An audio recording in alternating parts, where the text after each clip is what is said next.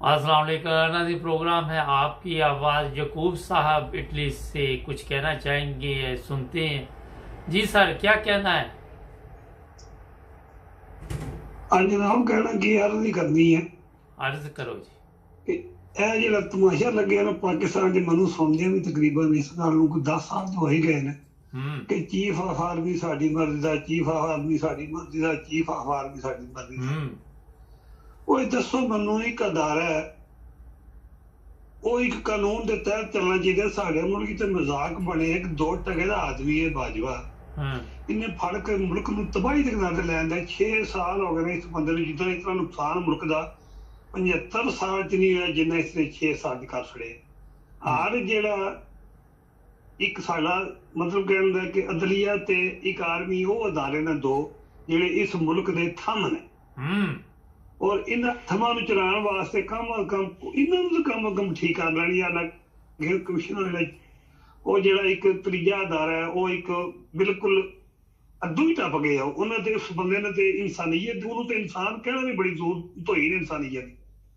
ਤੇ ਮੇਰੀ ਅਰਜ਼ ਹੈ ਜਵੇਦ ਸਾਹਿਬ ਕਿ ਆਰਮੀ ਪਹਿਲੇ ਨੰਬਰ ਤੇ ਇੱਕ ਜਿਹੜਾ ਹੁਣ ਵਜ਼ੀਰ ਆਜ਼ਮ ਆਮਦਾ ਇਲੈਕਸ਼ਨ ਸਹੀ ਹੋਵੇ ਕਿ ਇਹ ਇਲੈਕਸ਼ਨ ਕਮਿਸ਼ਨਰ ਇਹਨੂੰ ਚੰਦਨ ਵਾਸਲ ਕਰੇ, ਆਵਾਮ ਕਰ ਸਕਦੀ ਹੈ। ਆਵਾਮ ਤੋਂ ਬਗੈਰ ਇਹ ਅਦਾਰੇ ਠੀਕ ਨਹੀਂ ਹੋ ਸਕਦੇ। ਆਵਾਮ ਦਾ ਕੰਮ ਹੈ ਇਸ ਵੇਲੇ 75 ਸਾਲਾਂ ਬਾਅਦ ਇੱਕ ਲੀਡਰ ਆਇਆ ਇਮਰਾਨ ਖਾਨ ਦੇ, ਕੋਈ 10 ਕਰੋੜ ਤੇ ਹੱਥ ਨਹੀਂ ਲਾਇਆ ਜਾਂ 20 ਕਰੋੜ ਉਹਦਾ ਤੇ ਇੱਕ ਮਤਲਬ ਕੰਮ ਆਇਆ ਆਪਣੀ ਜਾਨ ਨੂੰ ਤਲੀ ਪਰ ਧਰ ਕੇ ਆਸਾਨੀ ਵਾਲਾ ਰਸਤਾ ਛੱਡ ਕੇ ਸ਼ਹਿਜ਼ਾਦਾ ਬੰਦਾ ਆਇਆ, ਦੁਨੀਆ ਦਾ ਪਾਪੂਲਰ ਇਨਸਾਨ आया, चाहे ते चाहता थे आराम से जिंदगी गुजार सकते हैं, मुश्किल तरीन रास्ता। अच्छा ये बताइए, ये सबको पता है कौम वास्ते यकूब साहब, ये सबको पता है वो चाहता तो आसान जिंदगी गुजार सकता था।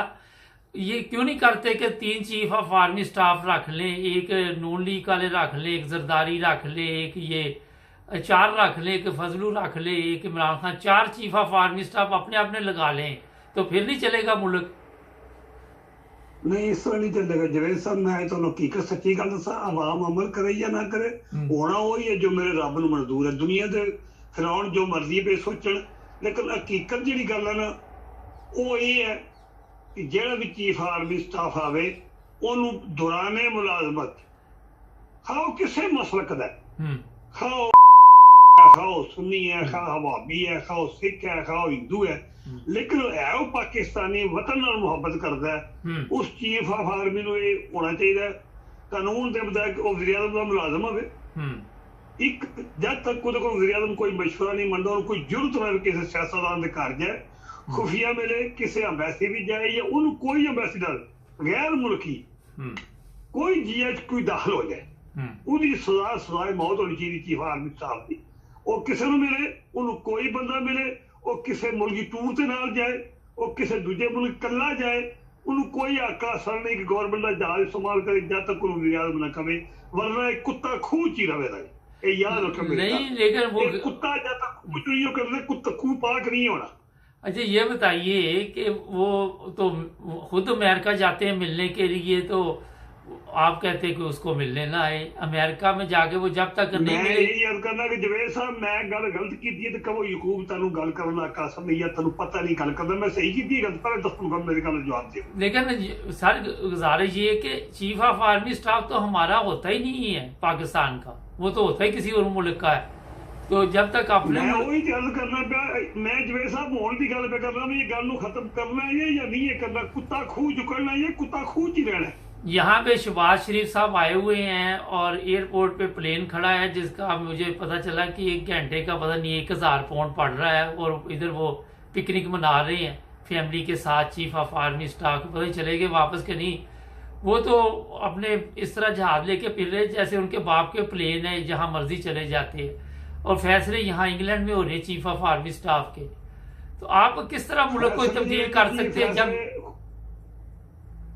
मैं अर्ज करना जवेद साहब ये सारी जो गल करते हो सही फरमा रहे हो, मैं सुनना पिया। मैं बीमार बंदा जिस मैं हस्पताल आना घर बह के मैं या सईदा देना तो या मैं ये खबर सुनना, और मेरा कोई कम नहीं कोई भी, या मैं कोई वजीफा जगह लभ जाए अपनी आकबत वास्ते अल्लाह दे हजूर जेड़ा तौबा इस्तगफार करना, यही मेरे 2 काम जी, और मेरे कोई मुश्किल है नहीं। मैं बेवजह पाकिस्तानी है ना, मैं बिजनेसमैन हाँ ना, मैं 20 लाख करा ना, मैं अर्शी शरीफ शहीद बन सकना ना, मैं इमरान रियाज बन सकना ना, मैं समी इब्राहिम बन सकना मैं ना सदीक जान बन सकना, ना मैं चौधरी जुबैर इकबाल या जुबैर साहब बन सकना। मेरे को तो कोई वसायल नहीं अच्छा, है, कोई शरारत ये नहीं है। मैं बताऊं आपको कि आप हॉस्पिटल जाते हैं, क्योंकि जब आप पाकिस्तान की खबरें देखते हैं, अगर ना देखें तो कम जाएंगे हॉस्पिटल फिर आप। नहीं अस्पताल मेरे गुर्दे कोई नहीं, मैंने अच्छा 8 साल हो गए वाशिंग कराने, मैं गुर्दे अच्छा, साफ अल्लाह कराने। ताला फजल करे। मेरे अच्छा। गुर्दे कोई नहीं, मैं उत्थे डायलिसिस होती है मेरी।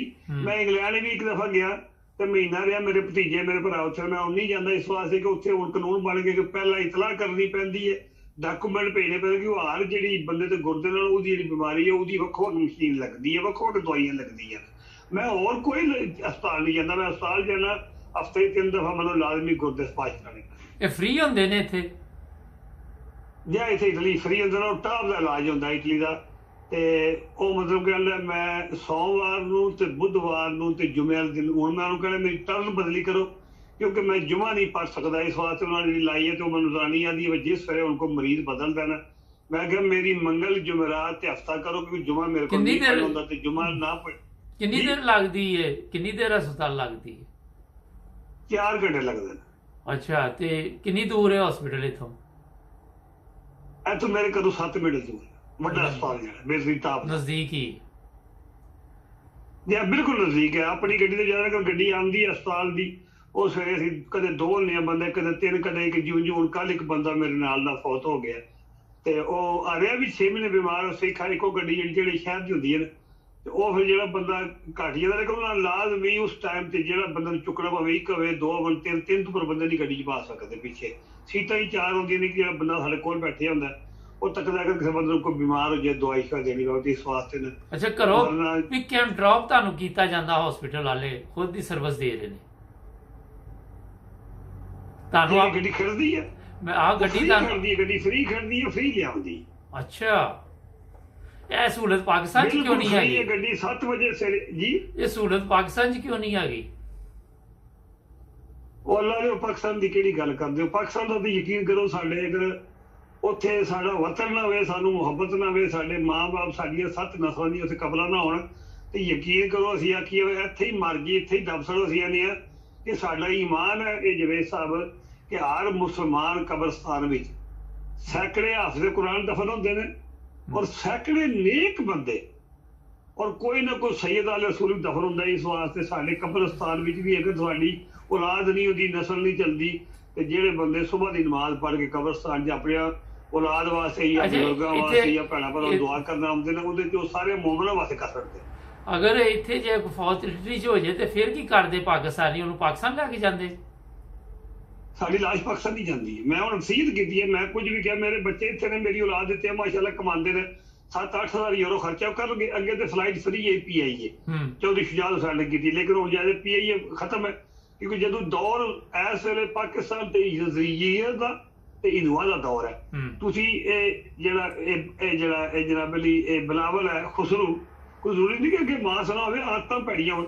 ਇਹਦਾ ਵੀ ਖਾਨਦਾਨ, ਇਹਦਾ ਨਾਨਾ ਜਿਹੜਾ ਭੁੱਟੋ, ਉਹਦਾ ਨਾਂ ਵੀ ਹਿੰਦੂ ਵਾਲਾ ਹੈ, ਉਹਦੀ ਮਾਂ ਵੀ ਹਿੰਦੂ ਹੈ। ਅਗਰ ਪਾਕਿਸਤਾਨ ਨਾ ਬਣਦਾ ਤੇ ਸਾਰੇ ਸ਼ਹਿਰ ਨੂੰ ਆਦਾ ਹੈ ਹਿੰਦੂ ਹੈ। ਔਰ ਤੁਸੀਂ ਇਹਦੀ ਇਹ ਨਵਾਜ਼ ਸ਼ਰੀਫ ਹੈ, ਇਹਦਾ ਬਾਪ ਜਿਹੜਾ ਸ਼ਰੀਫ ਹੈ ਉਹ ਵੀ ਹਿੰਦੂ ਹੈ, ਉਹ ਅਕਲੀਅਤ ਵੀ ਹਿੰਦੂ ਹੈ, ਉਹ ਹਿੰਦੂਆਂ ਦੀ ਨੌਕਰੀ ਕਰਦੇ। ਉਹਨਾਂ ਨਾਂ ਜਾਲੀ ਬਦਲਾ ਕੇ ਪਾਕਿਸਤਾਨ ਦੇ ਉੱਥੇ ਨਾਲ ਲੋਕ ਸ਼ੋਰੇ ਆਖਦੇ, ਇਹ ਲੋਕਾਂ ਦੀਆਂ ਭੱਠੀਆਂ ਦੇ ਕੰਮ ਕਰਦੇ। ਇੱਥੇ ਕਿੰਨਾ ਦਾ ਲੱਗ ਗਿਆ, ਇਹਨਾਂ ਦਾ ਬਾਪ ਚੋਰ ਹੈ, ਢੱਕਣੇ ਚੋਰੀ ਕਰਵਾਉਂਦੇ ਆ। ਪਹਿਲਾਂ ਉਹ ਘੋੜੇ ਦੀਆਂ ਖੁਰੀਆਂ ਬਣਾਉਂਦਾ ਰਿਹਾ, ਬਾਅਦ ਚੋਂ ਜਨਾਬ ਮੇਰੀ ਭੱਠੀਆਂ ਲਾਉਂਦਾ ਰਿਹਾ, ਬਾਅਦ ਚੋਂ ਟਿਊਬਵੈਲ ਲਾਉਂਦਾ ਰਿਹਾ। ਉਹਦੀ ਪੋਤਰੀ ਕਹਿੰਦੀ ਕਿ ਮੇਰਾ ਦਾਦਾ ਅਰਬਪਤੀ ਹੈ। ਅਸਾਂ ਨਹੀਂ ਵੇਖਿਆ ਉਹਦਾ ਦਾਦਾ ਅਰਬਪਤੀ। ਉਹਦਾ ਪਿਓ ਜਿਹੜਾ ਸ਼ਰੀਫ ਨਵਾਜ਼ ਸ਼ਰੀਫ, ਇਹ ਪਹਿਲਾਂ ਕੁੱਲੀ ਭਰਤੀ ਹੋਇਆ, ਚਿੱਟਾ ਅਨਪੜ੍ਹ ਜ਼ਹਿਰ ਬਦਲ ਸੀ, ਗਲਾ ਇਨਸਾਨ ਹੈ। ਫਿਰ ਇਹ ਅਵਾਮ ਅੱਗੇ ਔਰ तमाम पाकिस्तानी जनरल ਅੱਗੇ ਕਿ ਅਗਰ ਤੁਸੀਂ ਇਹ ਤੱਕਦੇ ਰਹੋ ਤੇ ਤੁਹਾਡੇ ਤੱਕਦਿਆਂ ਬਾਜਵਾ ਟੁਰ ਗਿਆ ਮੁਲਕ ਨੂੰ ਤਬਾਹ ਕਰਕੇ ਤੇ ਉਹਦੇ ਨਾਲ ਦੇ ਤੁਸੀਂ ਵੀ ਸ਼ਾਮਲ ਹੋ। ਤੁਸੀਂ ਵੀ ਕੋਈ ਮੁਹੱਬੇ ਵਤਨ ਨਹੀਂ ਹੋ, ਇੱਥੇ ਭਾਵੇਂ ਬਚ ਜਾਓਗੇ, ਖੁਦਾ ਦੇ ਘਰ ਨਹੀਂ ਬਚਣਾ।